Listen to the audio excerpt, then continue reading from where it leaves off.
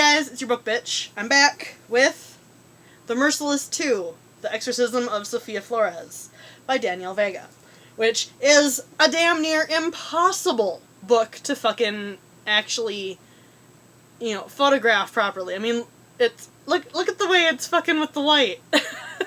But, seriously, all jokes aside, The Merciless 2. It wasn't as good as the other two books by Danielle Vega. And there's a few reasons for that. But I figure we should probably get through the good shit first.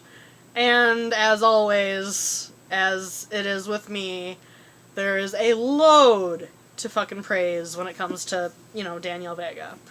Most notably, the fact that this one does not fuck around. Like, the other two books I've read by her have been slow as fucking balls in the beginning. And I mean, this one does suffer from being, kind of slow, but the pacing is so much better than the other two books. I mean, like, Survive the Night, like, the first, I want to say, 2/3 of the book, really, really, really slow.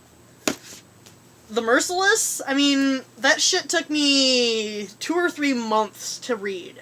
I mean, it was slow. It was slow right up until the ass end. But this shit does not fuck around. Okay, this one is not going to have a spoiler warning at all. Like, there's not going to be any spoiler warnings on this review. Mostly because I'm not going to go quite as in-depth with the synopsis. But also because I really want you guys to, understand why I didn't like this as much as I liked the other two books. Because, really, I think that that's more important than really talking about the story or, what happens or, spoilers and shit. So, honestly, I don't have that much terrible to talk about regarding this book. I have a lot more mediocre, really. Like, So right now would be a really good time for you to go and check out my review of The Merciless. But if you don't have enough time for that, here's the TLDR version of that. Basically, The Merciless was a book that caught my eye when I was at Barnes & Noble one day, and I was like, oh, why not? I'll pick that up. It looks kind of stupid. But, that minimalist cover, it caught my eye. I figured, at very worst, I would have some really bad book, review fodder for this channel. Well, it took me a couple of months to read the damn thing, but I finally read it and loved it. It's gory, it's got an actual torture, method that grossed me out, and, I mean, it's not something that I've seen in other, teen lit before. So, it was a really refreshing read. And I don't really understand why this one was so good, and this one was so lackluster, especially considering how goddamn bright the cover is. She got in with this really hyper-religious crowd, and they ended up deciding, oh, we're going to exorcise this other girl that goes to our school. And then a good, 110-page acid trip happens. That's basically, the closest way I can describe this. The last 100 pages are just nuts of The Merciless. I highly recommend The Merciless, especially if you're like me and you have a soft spot in your heart for anybody that, does Christianity from, an outsider's perspective well. Danielle Vega does that. Clearly, Sofia in the story is supposed to be some form of Christian, lapsed or whatever, but she's still kind of an outsider, and it's clear through The Merciless how clueless she is. But then in The Merciless 2, she just flat ends up going to a religious boarding school, and then we don't focus at all on the actual religious-y parts, which would have been so much more interesting. But that's not to say that The Merciless 2 isn't a good book, or that, it focuses on the wrong things. I just think that, as a sequel, If it had been a standalone and hadn't involved the same characters as the Merciless, I think I might have liked it better. But, honestly, I told y'all that I was going to start with the good. I'm racking my brain trying to remember what the fuck I wanted to talk about that was good, beyond the pacing. Because the pacing in this one is beautiful. Fucking Daniel Vega doesn't fucking horse around with this one. We start out, like, the second fucking chapter starts with the mom dying. Fucking second chapter. Bitch did not fuck around with this one. I love the pacing, and I love the torture that's eventually used. Love it. It's fantastic. Give me more. There needs to be more Danielle Vegas. Like, more people that are willing to write fucking gory-ass shit for kids. Well, not kids, but, kids. But, beyond the gore, beyond the beautifully described torture,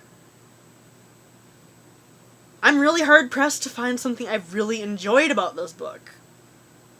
Like, there's foreshadowing, and then there's foreshadowing the sloppy, lazy way. And honestly, the more books I read by Vega, the more I realize she's not so good at foreshadowing.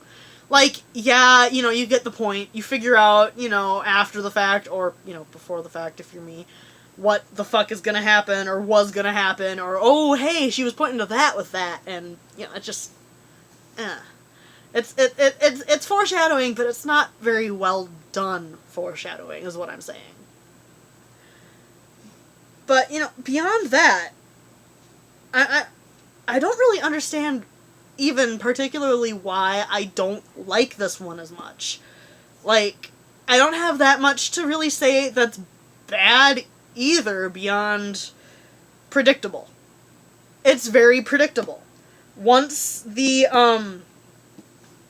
villain of the story is revealed, very, very early on in the story, by the way, it's kinda clear that character, if they're not actually the villain, they're going to, be really, really heavily involved in the climax, and, it's not gonna end well.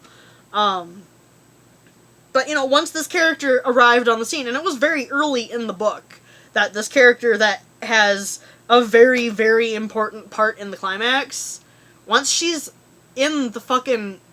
arrives on the scene, it's immediate that Danielle Vega, like, just outs her as to who it's supposed to be or whatever.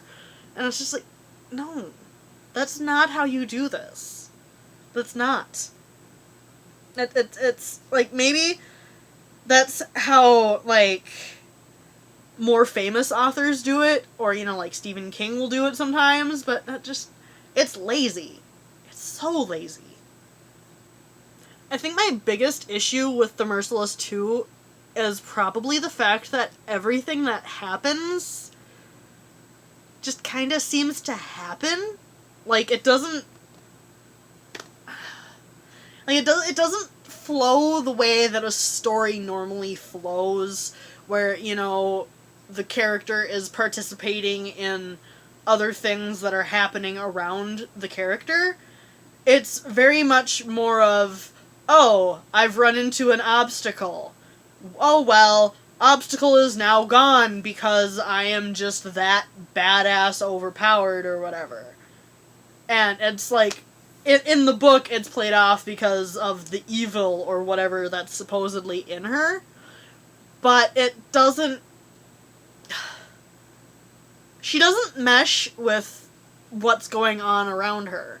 Sofia Flores doesn't, she doesn't interact with her surroundings, if that makes any sense. Like, it doesn't necessarily actually, her world doesn't feel real.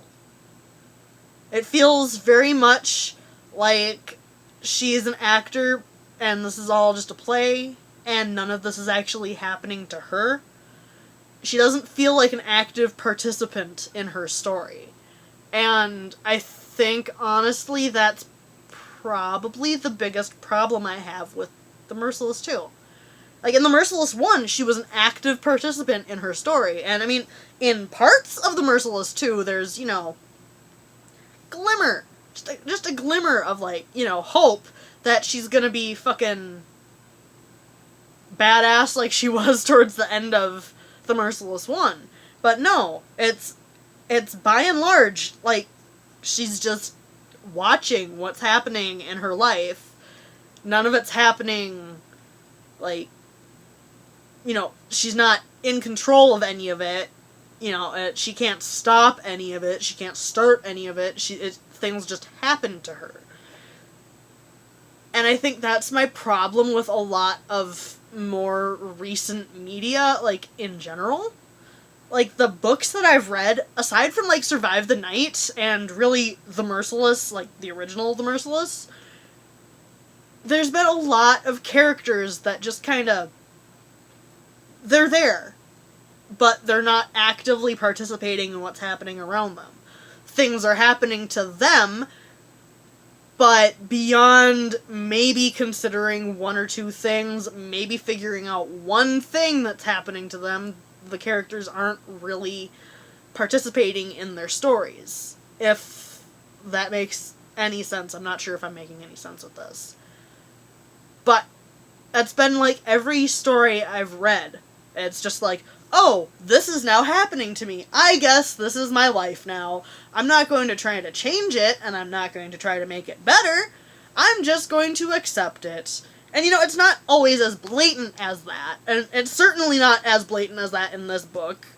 Like, I've read so many books that have had it worse than this one, but, this one, it's like, oh, I need to stop this. This was me. And then, like, 3 pages later, she's right back to doing whatever the fuck she was doing that got her in the situation in the fucking first place.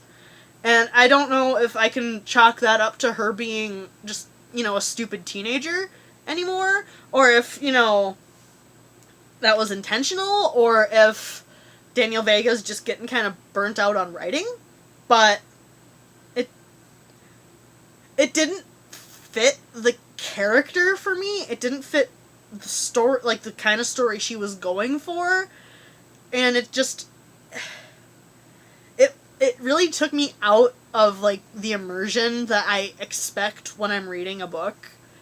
Like, the other books I've read by her have been, slow. Really, slow to, like, begin. And this one, I actually was able to read in a fairly quick amount of time, like, I think maybe 2 weeks, which is still more than I'm honestly spending reading most of these books for this channel now, but it held my interest, which is great, but it held my interest for the wrong reasons. The action was great, the action was pretty, the gore was really pretty. The descriptions of the gore were really pretty. The deaths, I suppose, were predictable.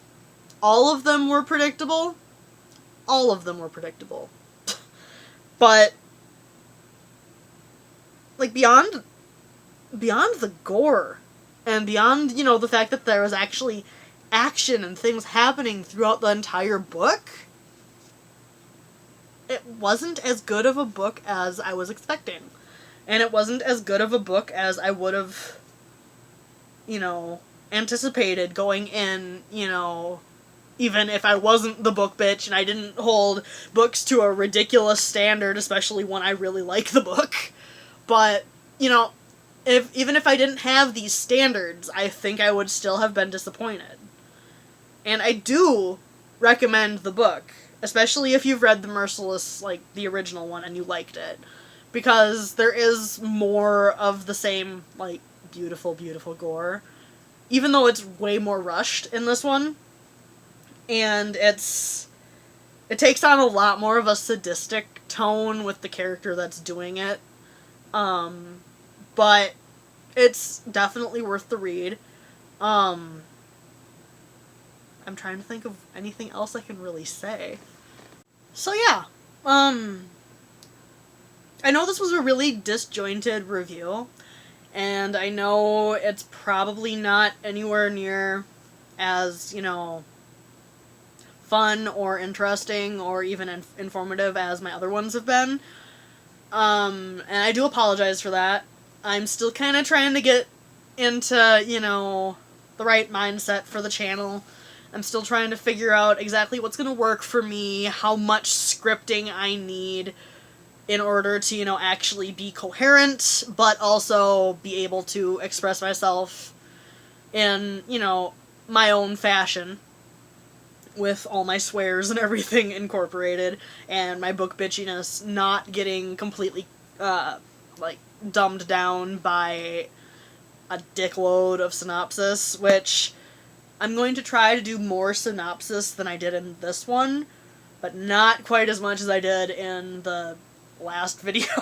That was a little nuts, but, yeah, pretty much, I'm still kind of getting into the hang of the whole YouTubing thing, especially with this being a weekly video thing. I'm still trying to figure out time and all that shit, because, to be completely blunt, I am filming this the night before I'm supposed to release the video, and I can't do that anymore, because I have to edit this fucker still. But, let me know what you want to see more of in my reviews, if there's anything that you think I'm not doing enough of. Let me know if there's any books you want me to read and review, because I am all for skewering books that need to be skewered and praising books that need to be praised. And honestly, I think I speak for everybody when I say I am glad to be done with Danielle Vega for now. 3 books, last 3 reviews I've done have all been that same author. Who else is excited for me to finally be done with Danielle Vega? I know I'm fucking excited! Last 3 reviews I've done have been Danielle Vega. So next week, naturally, I'll be reviewing a book by a YouTuber.